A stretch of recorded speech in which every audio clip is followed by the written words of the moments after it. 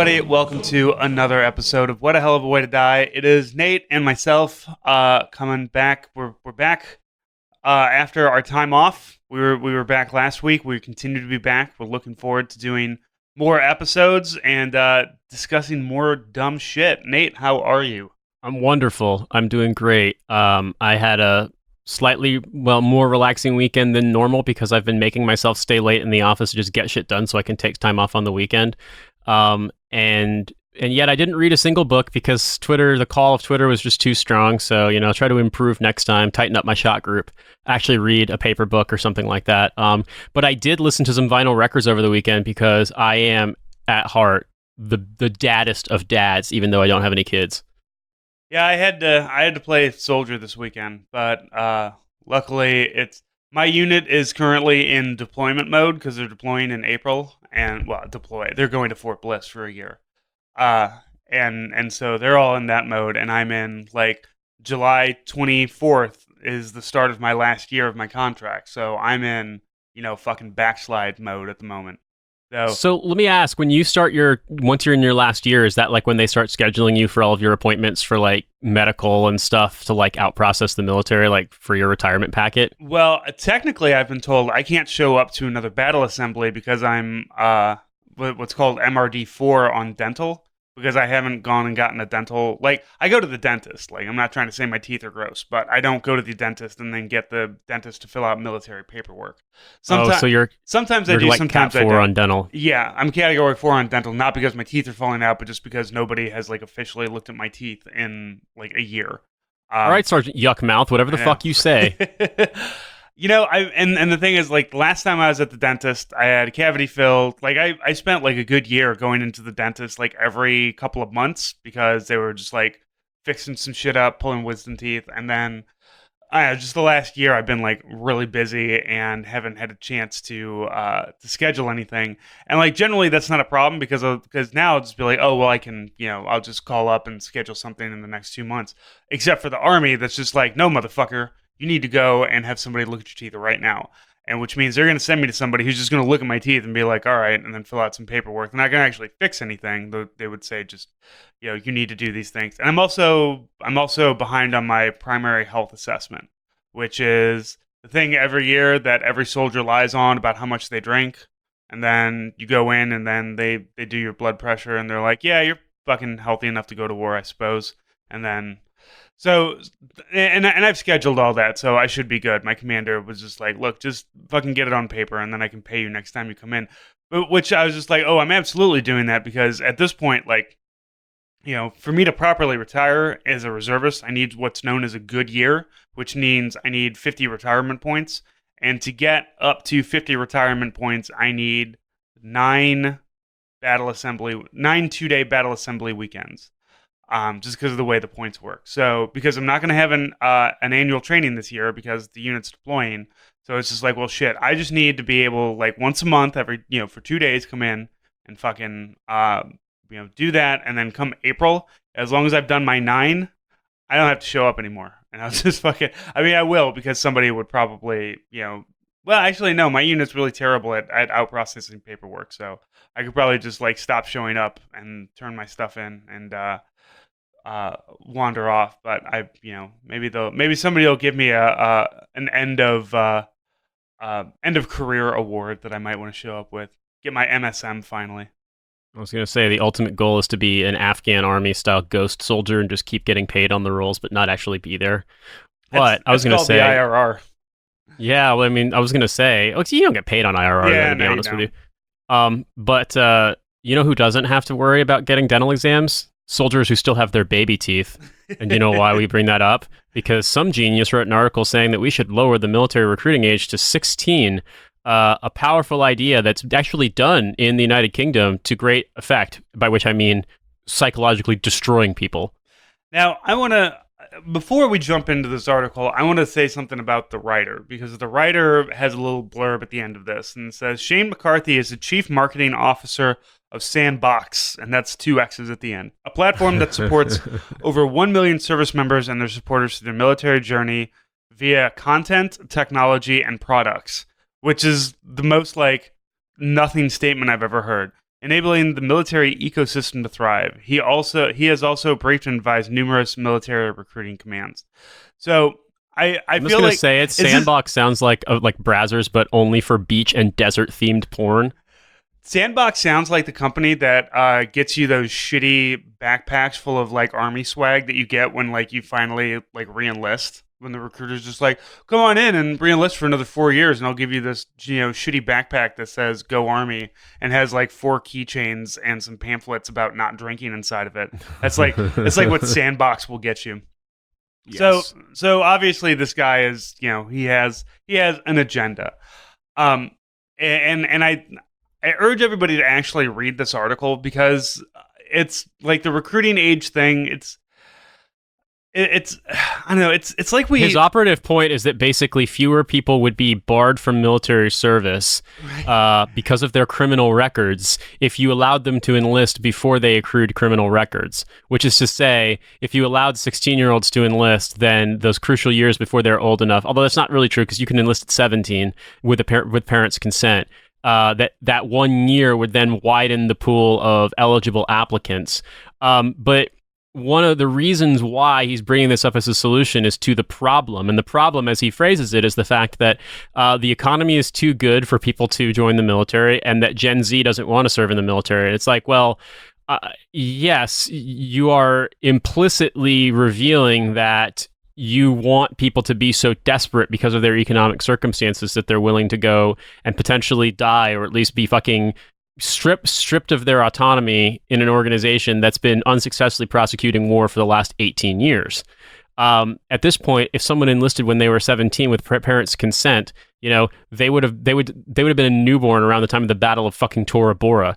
Like, that's not good. I don't think that's healthy. And the fact that people in the Gen Z cohort, the people that are young enough to be considering sort of like initial enlistment, immediately post high school age, the fact that they are in some capacity skeptical of the military, I actually think is a good thing, and more of them should be skeptical. But I definitely am worried about the idea of locking kids into a recruiting contract when they're 16. Because it really operates on the concept, in my opinion, of they're too young to know better, or they're going to make impulsive decisions, and this is just a way to capitalize on that.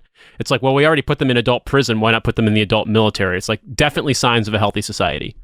There's a paragraph in here that I want to read that kind of it has to do with the problems that recruiters face, right? So difficulties in the military lifestyle can be off-putting to members of Generation Z, especially amid today's tight labor market and the greater availability of civilian jobs.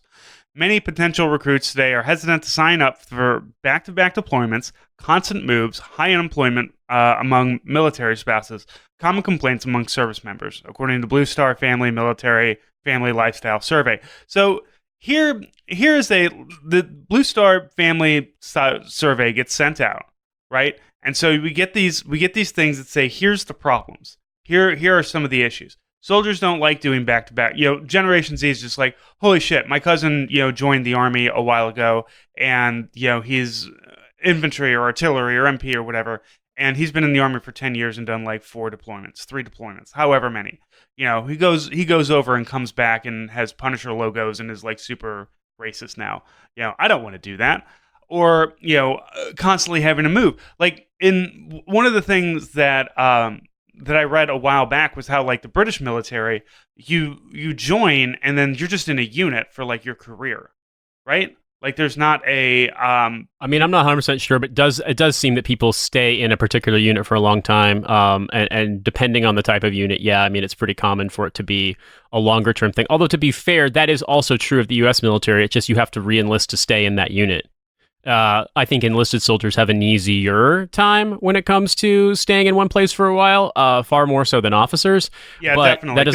That doesn't mean that everybody can. It's just there are ways to kind of get what you want, and that's I at one point have had soldiers who got sent off to be drill sergeants or something, and it was the first time they had left their first duty station since they were PV2s, and they were E7s.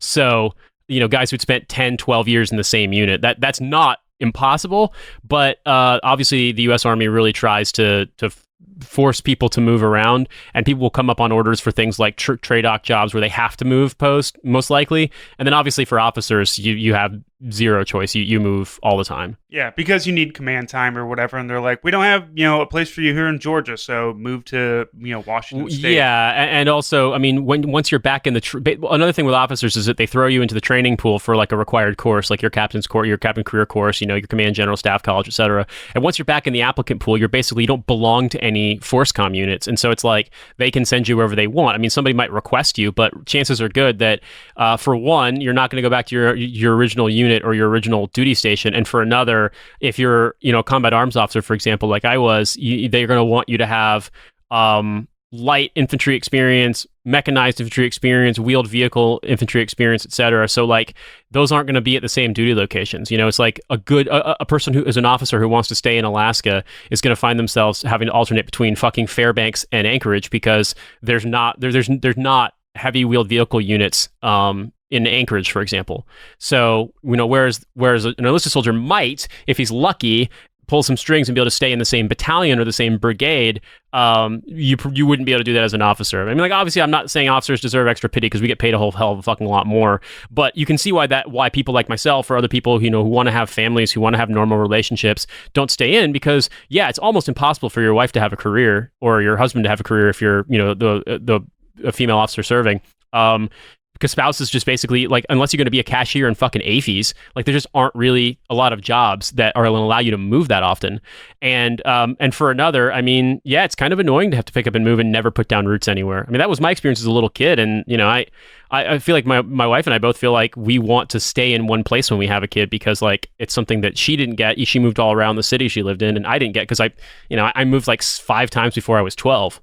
Yeah, and that's I'm in the process of moving, and I have my kid's gonna be she'll be like 4 by the time this comes out, and that's just it's a hard thing to do. I mean, it is fucking stressful enough trying to sell a house and buy a house and move, and I'm moving like less than a mile from where I live now.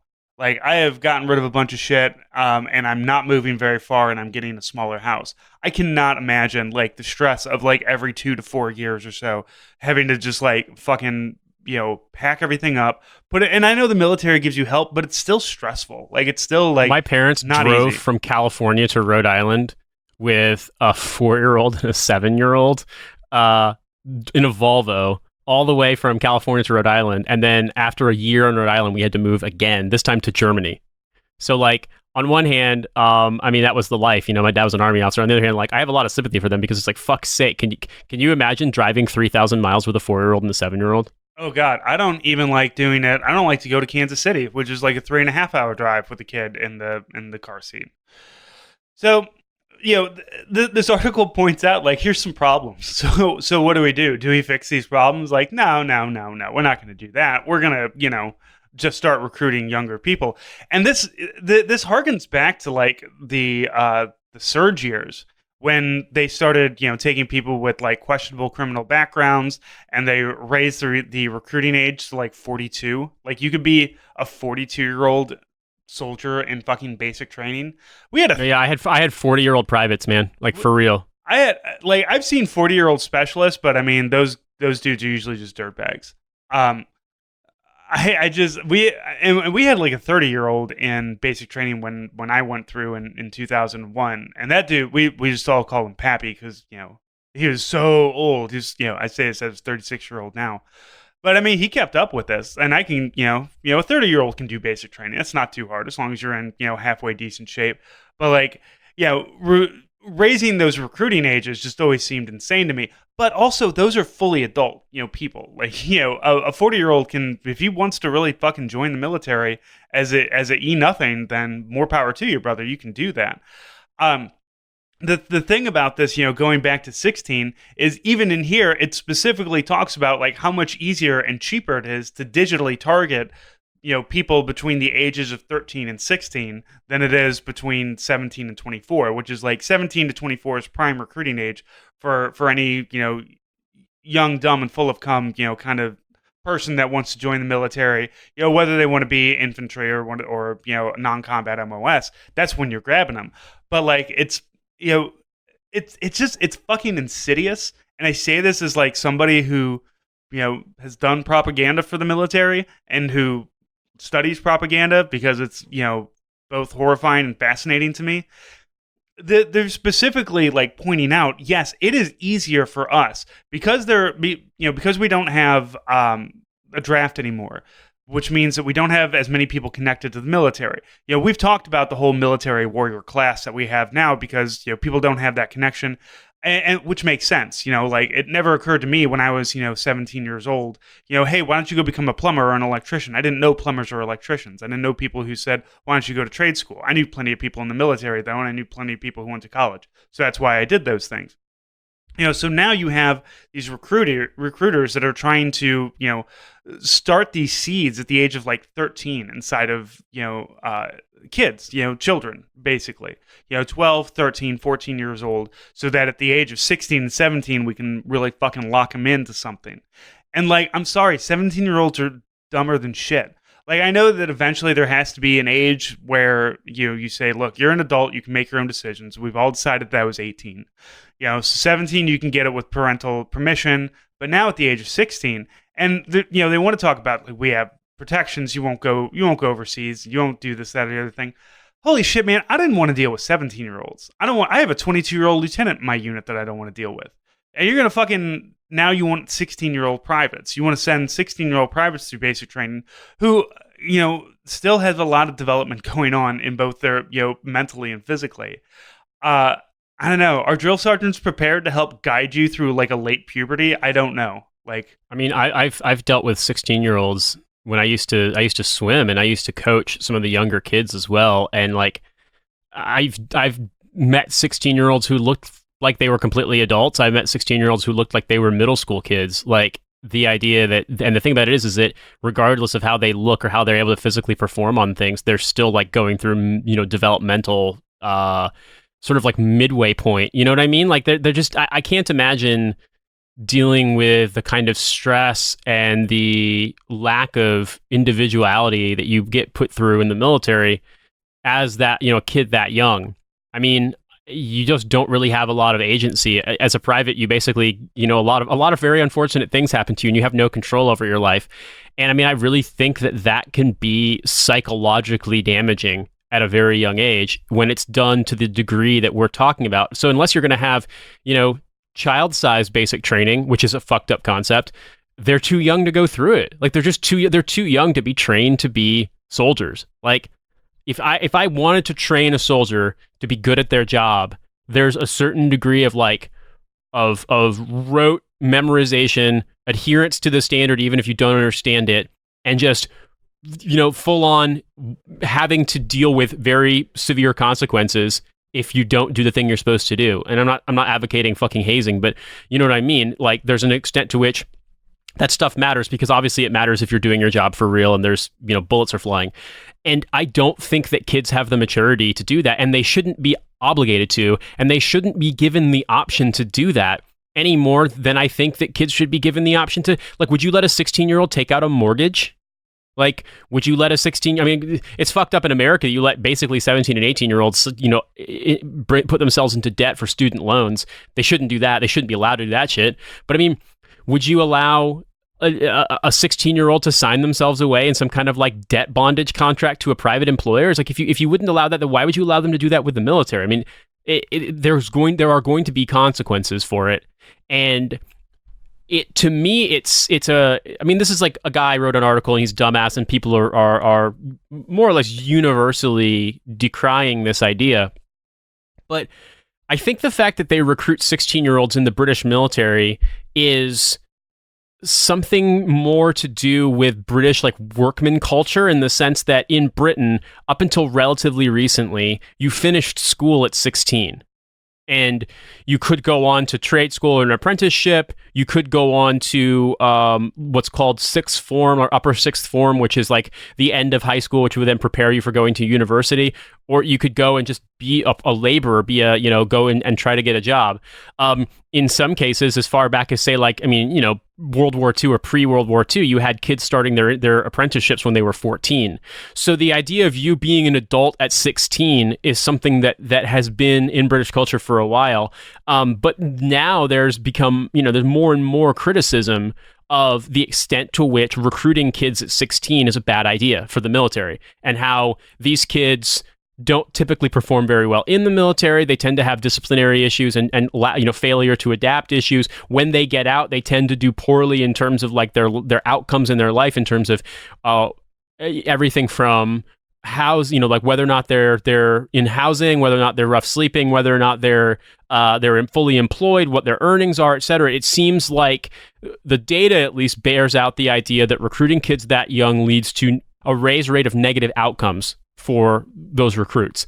And so if you look at it from the perspective of the British military, it's like, well, I think that doesn't directly apply to America, a society that basically, I wasn't allowed to leave my high school without a pass, or I would face disciplinary stuff even when I was 18 years old. Like, I couldn't leave campus for lunch. Like, we had a completely locked down, closed campus. In America, we don't really grant a lot of freedoms to 16-year-olds. So the idea that, to me, the idea that you're suddenly going to be like, well, the British do it. Well, the British do a lot of other things at 16 that Americans don't do. And so this isn't an idea that, I don't know, it doesn't bear out any real worth other than to posit a solution to a recruiting problem that's mostly brought on by endless fucking war and a quality of life that's not that great. I mean, obviously the military has healthcare, and obviously the military has guaranteed housing and things like that, but this isn't, it's not a national crisis that they can't recruit kids for the military. It's the logical outcome of us kicking the can down the road and just, going into trillions of dollars in debt for a war that we're not winning, but that's making a lot of money for fucking defense contractors. All right, Nate, I'm gonna do a favor to all of the TRADOC generals that I know tune in here and are wondering, What's up, guys? Right, are wondering what would Nate and Francis do if they were in charge of recruiting. How would we do that? So, I mean, first off, obviously, end the pointless fucking wars overseas. Number one. And there's other articles out there that show right now, even veterans of Iraq and Afghanistan, like literally the majority, believe that it's been a complete waste of time and nothing came of it. Like 75%. And this is, across the board veterans, politically minded, across the board. 75% think Iraq was not worth fighting, and like 58% think that Afghanistan wasn't worth fighting. So obviously, one, stop the wars.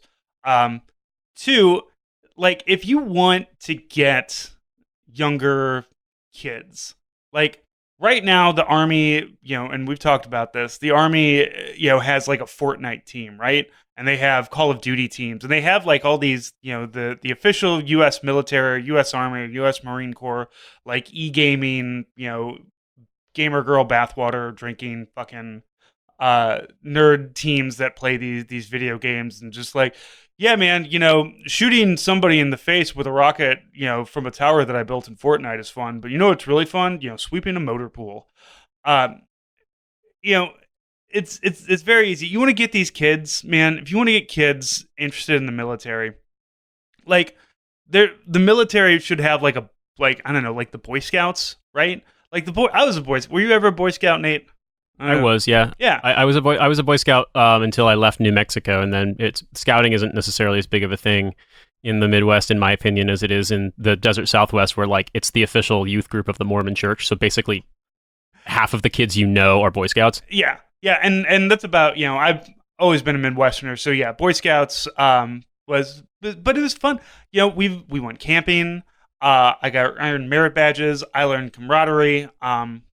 We had different things, and like really, that is like if you want to get people into the military, like the best thing you can do is have like some kind of like truncated, not quite the military, but still kind of some things like some structure. Some things where you're like out, quote, roughing it, but not really. Like, you're not, I'm not asking, these guys, I'm not asking, 13-year-olds to go use a slit trench latrine or anything. But, go out, a weekend, maybe, some, short, cold showers if you want to get clean, something along those lines. This, like, the way that the military tries to do things now seems very, how are you doing, fellow kids kind of thing. And I want to see metrics. I want to see, like, does a Fortnite team that is branded by the U.S. Army, does that work for anybody? is there any like, Fortnite playing kids now who like have brain synapse, like playing video games like that create fucking connections and synapses in the brain that I will never have. And I don't know if like that translates to like also, yes, I want to join the military. Like it just seems very strange to me. And I don't know if this is a, the military is just really trying hard to like do something. Like it just feels like they don't know what to do. So they're like just throwing, spaghetti at a wall to see what fucking sticks. And like everything's falling off. Or they're like, well, let's fucking try it anyway. And so I don't know. I and like you said, everybody has roundly like denounced this as stupid, as a bad idea. Um, absolutely no 16-year-old should ever sign a contract for like anything. But if you had something like, what if 13 to 17-year-olds had like kind of like a Boy Scout plus, or maybe just the Boy Scouts? I don't know if the military tries to recruit in Boy Scouts. When I was I think they do, but I'm not 100% sure. I mean, I definitely know that a lot of people that I know that were in the military had been Boy Scouts, although, depending on where they were from, a lot of them, were officers, but you'd meet some people who were into it. Yeah, I mean, it really just depends on where you are. I mean, I definitely think that, so the British military has something similar that's sort of like a cadets program for secondary school students, and I want to say they start relatively young, like 11 or 12, which would be about the same age as Boy Scouts, and then it goes on to the thing where like it is obviously kind of like a funnel into recruiting. I guess the thing that's weird for me is that there's a part of me that says, okay, if they want this to be not predatory, then there's ways to go about it, and there's other parts of me that want to be like, yeah, but I don't necessarily want to like expend my energy on thinking of good ways to recruit kids into militarism. But it's strange because, yeah, there's a part of me that looks at this and says, this is just dumb. Like the idea of the army having a Fortnite team and that's going to recruit kids to join the army, it just seems like an idea that was briefed to a general and it sounded impressed because he's like, oh, well, my kids like floss dancing, And so the idea that's a solution just seems kind of absurd to me. But I also think that I worry because there's a part of me that remembers being in the Boy Scouts and like kind of liking being in uniform, Now I think to myself, oh wow, was that like planting the seeds of liking to be in other kinds of uniforms that went on to lead me down the track that I took? I don't know. But obviously, if I'd stayed in the Boy Scouts, I probably would have learned a lot more useful stuff about fieldcraft than I learned, being a competitive swimmer and smoking weed. Also, I was thinking about this, when I was like, would I have been mature enough to sign up for the military at 16? I'm like, when I was 16, my friends and I used to do this thing on the country roads in the middle of nowhere outside of Indianapolis that we called going British, where we would drive as fast as we could on the wrong way on the street, like drive on the left side of the road. And the joke was that you had to maintain a British accent the whole time you were doing it. Like, why would you trust me with a gun or to sign a contract that would that would obligate me to anything? Nate, fucking 20-year-olds would do that. Come on. That sounds hilarious. Yes, as we used to say, you must drive on the proper side. And yes, we drove on the proper side and nearly killed ourselves on a regular basis. So it was bad, and that's what 16-year-olds do. And the idea that they should be able to make decisions that would then potentially obligate them to military service, I think is dumb. You shouldn't groom teenagers for sex or imperialism. Military service. Right? So yeah, exactly. Two things. Do not groom children to bang them or make them go shoot brown people overseas for oil. Yeah, exactly. Right? And I think that's the thing that's so funny is that if you were to look at this and say, we would laugh it out of the park, or we would be very freaked out if someone was trying to make the same argument for something similarly self-serving when it came to, for example, wanting to have adults wanting to have sex with teenagers. And I mean, don't get it twisted up here. Like I obviously think that like 16-year-olds can consent to sex with other 16-year-olds. I'm a little bit weirded out when like people with huge age differences are like, oh, they need to be free to make their own decisions. I have zero vested interest in this. But if someone was writing an editorial about this and saying something to the effect of, I should be allowed to bang 16-year-olds, people would be rightfully weirded out by it. But when someone turns around and says the military should be able to recruit 16-year-olds, the idea that passes muster to be printed in military times, which I mean, in fairness, is not good. The idea that's a common sense defense idea or something within the realm of the things that need to be entertained, that kind of weirds me out because, well, in the end, the result is kind of the same. That young person is being well, I don't want to say deceived, but you know what I mean, like being led into something by someone with an ulterior motive. You know what I mean? Like you're talking about kids in a way that wants to enshrine their supposed, individuality or their ability to make decisions, like their empowerment, but deep down you just want something out of them. Yeah. And to me that's really fucked up. Yeah, that's what it always ends up coming down to is, at the end of this article, he talks about like, this isn't, we don't want people to look at this as a sacrifice. We want people to look at it as an opportunity. And there's way better opportunities than that don't require you to get yelled at and hurt or possibly killed in training accidents or to go overseas and get shot. There's all kinds of better things that you can do. And thank God for the Gen Z kids who are able to see that. And like, if college, if we had free public college and Medicare for all, the military and free trade school for that matter. Right, and free trade school, which some of them are not necessarily free, but like, you don't go into shitloads of debt to become a union electrician. Like I used to work with a lot of union electricians, and they were like, "Oh yeah, here's how it works. I'm not in a shitload of debt like you are, Horton. Like, cool, awesome, fun." And you guys are working. And I had like a shitty job just watching them work that I had only because I have a security clearance. So, there's. I'm glad that the current generation is not falling for this shit, and I think it's funny that there is a push, and I know that Democrats are pushing back against it, but I do firmly believe that within the next, like I would say, 10 years, optimistically, we'll have some sort of Medicare for all or health, some kind of single payer, something in which people are not getting fucked over by medical debt, and I'm hopeful that people will start, something with college, something where it doesn't require you to go into massive amounts of debt for college. Now, and don't get me wrong, it's hard enough for the military because there are too many people at the ages of 17, 18, and 19 who are either, too fat or too stupid or to have too much of a criminal record to join the military. And then of the small pool that can join, don't want to fucking join. And the military is basically going to collapse in on itself. And my concern is that during this 10 years of utopia in which we get our medical benefits and our college benefits, that there's going to be some kind of conscription again. We're like, well, I mean, nobody's joining, so now we have to force everybody to join. That's going to be an interesting thing. But we'll see, because, I mean, the Earth's melting in 50 years anyway. So I don't know. It's that this whole article has just like, it shows just more cracks in the military system that we have and in the way that things are done, by the military, because we see that there's recruitment problems. We've known that there's recruitment problems. And there weren't recruitment problems when Obama was cutting back on military and saying we don't need as many people. Of course, Trump gets in, we're, fucking growing the military again. Yeah, we're growing it because we want to, go to, because who knows? I mean, every fucking day with Trump, he's either wants to go to war, he doesn't want to go to war. Who fucking knows? I mean, he's the man's sundowning by 9 a.m. Who the fuck knows?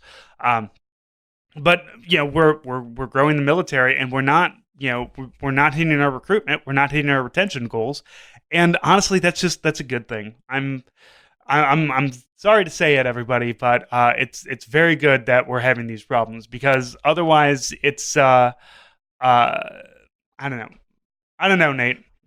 I'm glad that Gen Z kids apparently can see through this bullshit and be like, I'd rather work at fucking Taco Bell than join the military and either get hurt, get killed, have to do something that that goes against my conscience.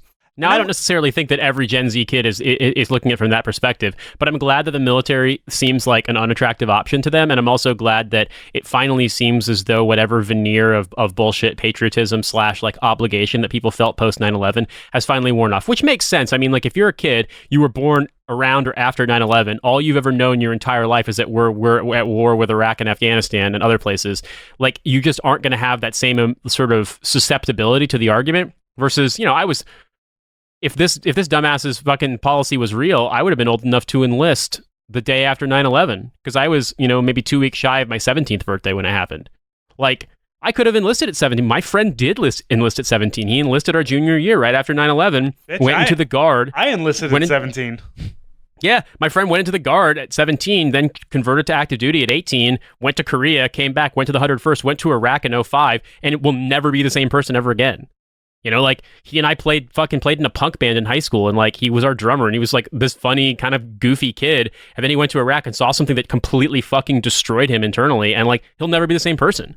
And it's just sort of like, I really wish that hadn't happened to him, you know? He was kind of out of his mind basically by the time that he was 22, and like, it's fucking shit. And I don't want anybody to go through that, but most certainly I don't want kids who are way too young to make decisions with that much gravity, you know, being asked to make those decisions. And it's just strange to me, because any sane person can look at it in an era where we're rightfully looking at things like tobacco and saying, okay, we should raise the age at which you can smoke to 21. We should, you know, I'm less weirded out by the idea of the drinking age being 21 as I am by the fact that like there's a weird kind of song and dance around it as far as how we go about enforcing it or pretending or looking the other way or using it as a pretext to fucking arrest kids. I also, you know, and I think that alcohol is really ingrained in our society in a sense that like there's a sort of an expectation you become socialized to know how to drink, whereas tobacco, there's no fucking reason for it. So it's like, I don't feel bad they want to raise the age to 21. But if you can look at that and say, okay, it's probably better in overall health outcomes if kids aren't allowed to easily get tobacco when they turn 18. But then you also want to turn around and say, oh, but it's totally fine for them to enlist in the military when they're 16. Like, it's just so laughable on its face. And if you want to compare things to Britain, it's like, cool, guys, compare it to Britain. Britain has socialized medicine. Like, it's not. This is a very different country with a very different culture that still treats 16-year-olds like they're adults. You're basically at the age of majority when you're 16 in this country. Well, that is not the case in America. Well, look, you guys are all white, so we just assume that you're pretty much the same as us. Yeah, except yeah, I mean, Americans think that, yes. I mean, we do have a tendency to look at British people and think, okay, well, everybody in Britain is basically, you know, a chap with a pork pie hat, and not realizing that actually this country is far different than how it's perceived. But you know, but that being said, I mean, I find this logic completely laughable, and I shudder at the thought of what would happen to 16-year-olds, you know, psychologically, physically, mentally, etc., if they were allowed to join the military. And in the same vein as I'm strongly opposed to housing juveniles in adult prisons. I'm strongly opposed to trying juveniles as adults. I'm strongly opposed to incarcerating juveniles in any meaningful capacity. You know, and it's like one of those things where I remember years ago there was a case where in Florida, these kids murdered their dad and they got tried as adults and convicted as adults, but one of them had been sort of egged on by their neighbor who had been molesting this kid, and the guy went to prison for molestation. And I was like, that's kind of insane, because you sent this guy to prison for 40 years for molesting a kid because you can acknowledge he's a kid and he wasn't old enough to consent to sex, but that same kid you tried as an adult for murder and gave him life in prison for murder. It's like, wait a minute, what is he, a kid or is he an adult? It's like, I always am going to side on they're kids and they should be treated differently, because like people develop differently and people's brains develop and their decision-making abilities develop, and a 16-year-old can convince you in 1 minute that they're completely mature and adult, and then in the next minute basically act like a fucking preteen. Like, because they're fucking kids. I don't want those kids as soldiers, you know? I don't want those kids carrying guns. I don't want those kids being subject to military discipline. It's just a fucked up concept, and anybody who thinks it's a solution is a ghoul. Yep. And so don't do this, guy. I mean, I don't think they're going to do it. I think this is just a dumb article written by somebody. Yeah, it's just some moron talking. Yeah, it's a dumb opinion thing that I don't know. In this day and age, you know, the only way that you get advertising dollars is through hate clicks. So, you know, it went about Twitter. We all hate clicked on it. We hate podcasting about it. So congratulations. Yeah, I mean, in the grand scheme of things, you've just fed into the human centipede of podcast content. But I do think that, I mean, and I appreciate this, that a number of our fans reached out and sent us this article, and that people wanted to hear our take on it. And I think that I think that it's a fair thing to look at, to say, on one hand, here are the myriad ways in which if the military actually wanted to like get young people to join, they could do a better job than the sort of weird kind of patronizing shit they currently do. And on the other hand, to say, but actually I'd prefer they be bad at their job, because I want more kids to be prevented from joining the military, because I don't like the idea of what that entails. I also say that knowing that I've met a lot of people who had teachers and parents and people, adults in their lives who were really high, like kind of heavy-handed about telling them why they shouldn't join the military. And sometimes that approach can actually make kids want to join the military more. And so I am aware that like by going out and being classically, because fucking teenagers, if you're like, don't do this thing is really bad, you shouldn't do this, the thing they're going to want to do is that thing. So I mean, yeah, recruiters. So basically, go- here's what I say: yo, teens, I'm hip like you. Join the army, and hopefully they'll hear that in my voice and be like, I will never ever join the army. I'm gonna go live on a commune. We'll just post that like horribly pixelated picture of you that like the right wingers love to pass around. Just be like, this is an army officer. Do you really want this? Is this what you want? Do you want this? Do you want this bald pixelated freak telling you what to do? Yeah, and that's honestly that's perfect. Recruiters should go to campuses and just put out a table and all these pamphlets, and people will come by and be like, "Oh, this is really interesting." And be like, "No, you can't join. Not you. Anybody else but you." And it's just You're like weak as shit. There's no way you can join. all right, just like neg people into joining the military. The army loves special headgear, so now they've just determined that the most effective headgear for recruiters is a fedora. Yeah, a bunch of dudes with like neck beards and fedoras and rat tails going down the back of their heads, just being like, no, I mean, look, I don't know, maybe you could be a male specialist, I suppose. Definitely couldn't be infantry. You're nowhere near as hard as me. No, couldn't be. Special forces. I've done a lot of special forcing in my day, and it's just some 300-pound like fucking fat shit. Well, anyway, so we've talked this one in detail. So the next story we want to talk about is, well, perhaps a little bit more lighthearted, maybe just a little bit more in tune with the kind of energy that we've found ourselves on in these past couple of years. Fuck that, Nate. This is happening. It's going down. Okay, this is real. This is a real story. Let's report it like a real story, giving it the attention it deserves. Headline from The Hill: Feds warn UFO enthusiasts against storming Area 51. The military, quote, stands ready, unquote. Goddamn right. The Air Force gave a word of caution to the thousands of people planning to storm Area 51 in Nevada later this year, warning the UFO enthusiasts that the military, quote, stands ready to protect America and its assets, unquote. Basically, it's an open training range for the U.S. Air Force in Nevada, called the Area 51. It's actually real, of course. There's a conspiracy theory that the government holds secret information about extraterrestrial life at Area 51. They also allege that the area has been the site of frequent UFO sightings. More than 400,000 people have signed up to, quote, storm Area 51, unquote, through a Facebook event page. More than 450,000 others have indicated interest in the event. Quote, we will all meet up at the Area 51 Alien Center tourist attraction and coordinate our entry, unquote. The event description reads, quote, if we Naruto run, we can move faster than their bullets. Let's see them aliens, unquote. Nate, can you explain Naruto run to us normal people? I don't really know. Okay. All I know is that Naruto is an anime. I don't know anything about it. I've just seen it referenced. I feel like if Hussein Kasvani was on this, he'd jump into me right now and be like, no, I know exactly what it is. But I did Google Naruto run, and the best way I can describe it is I'm watching a clip of anime figures or anime cartoon characters running, and they're holding their hands behind their back instead of like striding with their hands forward, as if to suggest that by holding your hands behind yourself, you can run faster. I also have now seen, my suggested videos are, does the Naruto run really work, by Manime TV? And then the next one is Family Guy, Stewie and Brian go to alternate universes. Best of Season 4 Simpsons. A Navy SEAL reveals his training. Stewie Griffin, Where's My Money? Family Guy, Peter tries Red Bull. How Disney's Tower of Terror works. Why planes don't fly faster. So I am going to assume that this entire gathering, et cetera, is one big meme, like one big dumb joke online. That's my best guess, because none of this seems real. But as I learned, as I was apprised of the situation when neckbeards and fucking katana wielders went crazy over the Szechuan sauce from McDonald's based on their Rick and Morty fandom, I have learned to never ever underestimate weird nerds online and their willingness to make the internet real. Well, I think the Szechuan sauce, that one's easy because you could just go and harass McDonald's employees. At Area 51, they will literally kill the shit out of you.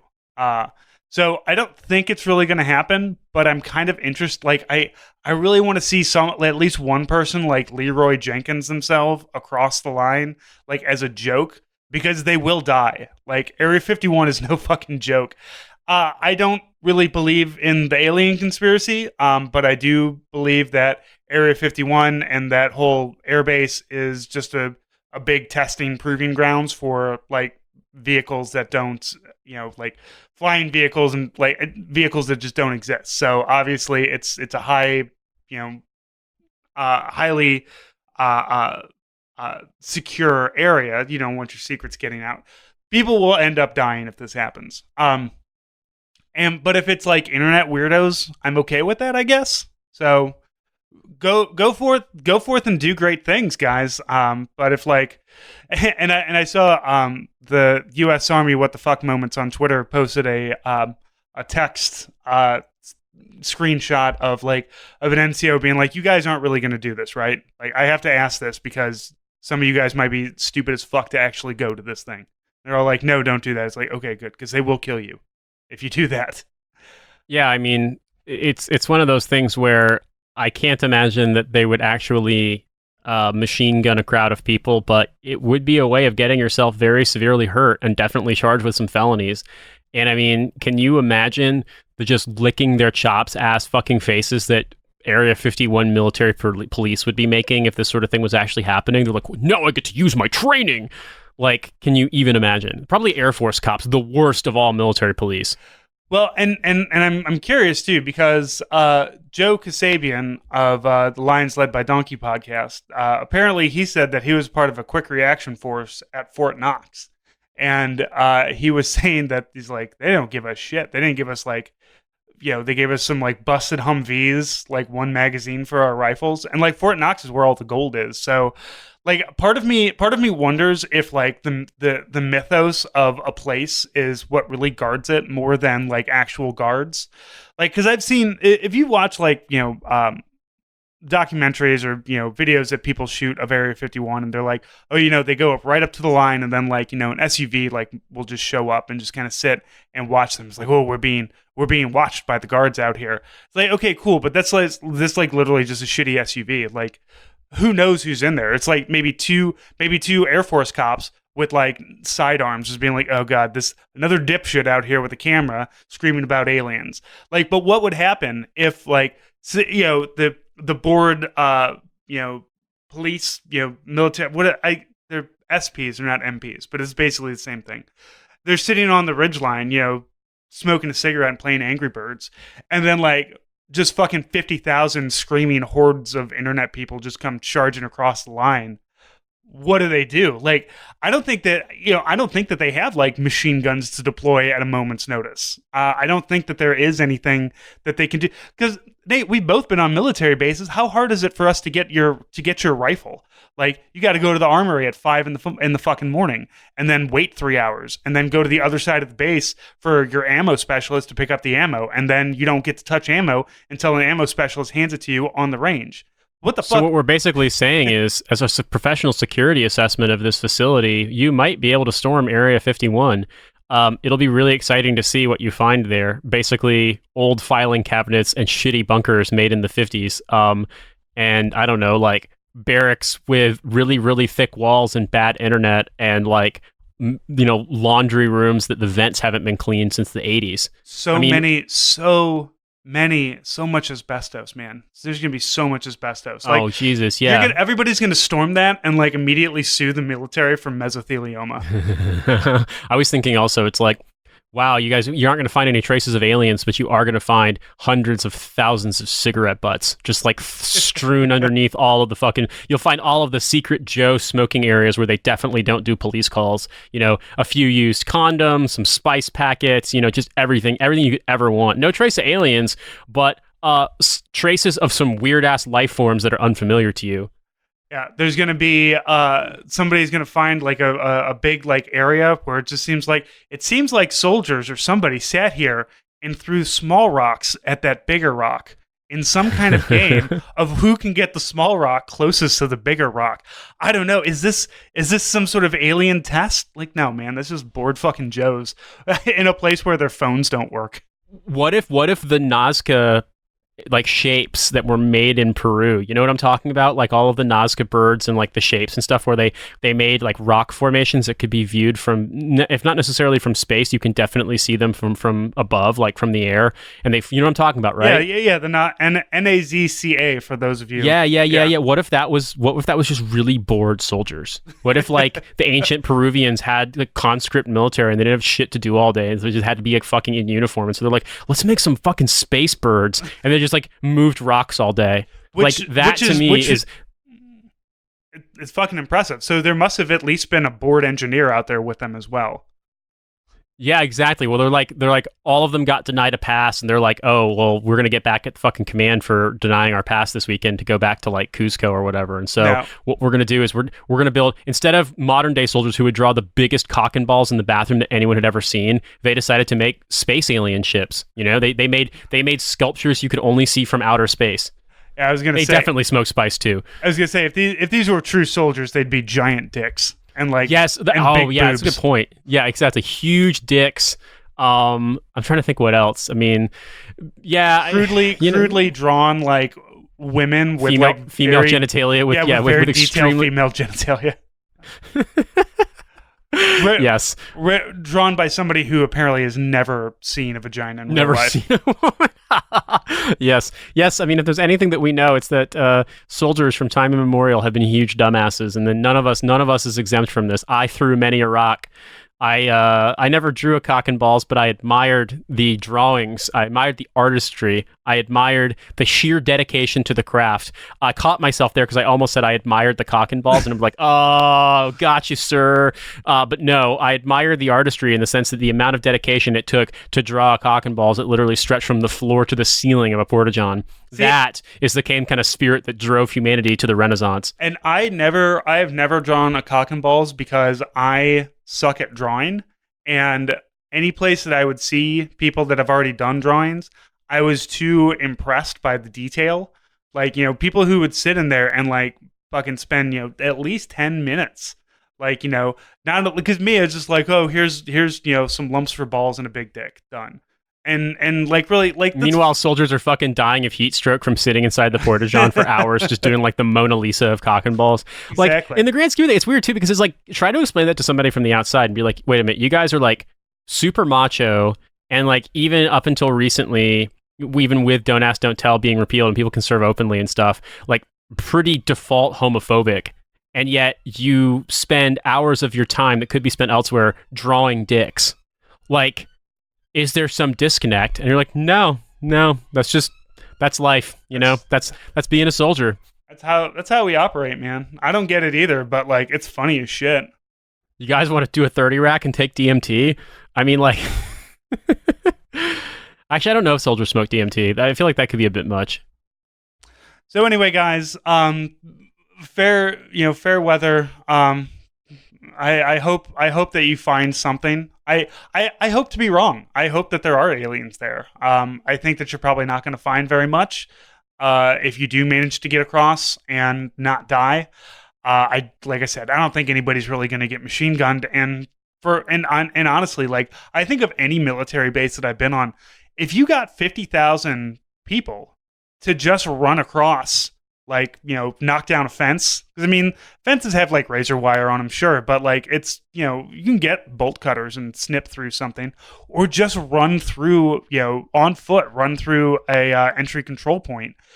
The the guards have 9 mils and like maybe some extra rounds. And honestly, like I don't think that like the E2, E3, E4 that is checking IDs is going to just be like, oh, screaming horde of 50,000 people, better just start firing blindly into the crowd. They're going to lock themselves in their little booth and call higher security. And then QRF is going to show up, and it's going to be like 15 people, and they're going to have a couple M16s maybe and sidearms, and they're going to tell you to disperse. But like honestly, I think you guys can get pretty far before like any real retaliatory military shows up. So just if you're going to do it, have a plan, have an idea of what you're looking for. Make sure that you're don't just get on and then be like, oh, what do we do now? Like, fucking get in some doors, start, grabbing stuff. And the thing is, don't sit and analyze, your data there. Grab stuff and then get out, and then analyze later. Because you've got a window here. You've got a window of time, and more than likely, if you do find like some indecipherable alien bullshit, you're not going to be able to sit down and translate it there. You're going to need to get it out, crowdsource that shit, so that we can all try to figure it out. Like Independence Day resurgence. It took the African warlord like 10 years to learn the language. Yeah. So I was just going to say that, dude, like with fucking having just watched Independence Day Resurgence and now something talking about Area 51 in real life, I feel like I've just been huffing ether for a week. Like, how is this real? But, So yeah, guys, just I want you guys to have a command staff. You guys need to have a white cell that's really, able to give down some kind of like, here's our mission objectives. I'm just afraid that it's just going to be a big clusterfuck and that nothing's going to happen and some people are going to get arrested and we're not going to learn anything and nobody's ever going to try it again. I want to see them aliens, all right? I too want to know about the aliens. I want to see them, man. Find a door and go in that door and then keep following doors down further and further because it's not going to be on the surface. It's going to be down below. So keep. You've played enough Wolfenstein 3D or Metal Gear Solid to know that you have to go to the sub basement before you're ever going to see the aliens and or Adolf Hitler's body connected to a robot. Exactly, and then you got to go from there. But let's see them aliens, man. Let's see them. All right. Well, thanks, Francis, for another great episode. But I know we have a ton of announcements to make about stuff people can get if they choose to sign up on Patreon. Yes, so we have our $1, R3, R5, and our $10 and our $15 level. $5 gets you access to pretty much everything that you need. If you are on the $10 level, though, you will be getting our quarterly zine along with some goodies inside of it. We already sent out one. The e-version of it, the PDF of the zine, was also released to everybody who's a Patreon. You can find all of that at patreon.com/hellofaWayToDie. Lots of good stuff out there. And pretty soon we're going to be doing a store. We're going to have our own version of Grunt Style, but without the racism, and 9-line without the ripping off the Punisher logo and not understanding what the whole idea behind Punisher was. So looking forward to that. We also have our YouTube channel, and we are taking solicitations for the zine. So that should be coming out. It's July, August. So September is when we should be mailing those out. So if you have anything that you want to add into it, please contact me at ArmyStrang on Twitter. You can also get me at Sergeant Joker at hellofawaytodie.com. We already have one submission. I'm writing something. I know Nate's writing something, and we're gonna get a few other people. If you are a member of the Patreon at any level and you're not in our Discord, please let me know. We will get you into our Discord server. We have a lively Discord server with a lot of conversations happening on a regular basis. So that's a great place to be if you want to have a little bit more community. That's a joint Discord server with the Lions Led by Donkeys podcast with Joe Kasabian. So feel free if you're a Patreon and you're not in there, let me know and I can get you a link. Other than that, shit, man, we got all kinds of stuff going on. We're always, getting bigger and improving, and we have you to thank for that. So thank you all. We also we mentioned Independence Day Resurgence. That's our latest, the latest bonus episode. So Nate and I discussed the fascism, if at all, of Independence Day Resurgence. Mostly, we discuss how shitty of a movie it is and how Brent Spiner is probably fucking the orb. So please, if even if you can't give to the Patreon, we highly appreciate you being a listener, being somebody who's with us every week, and helping us out, and we're helping you out, and it's just fucking great. So, Nate, thank you, everybody. We will talk to you next week.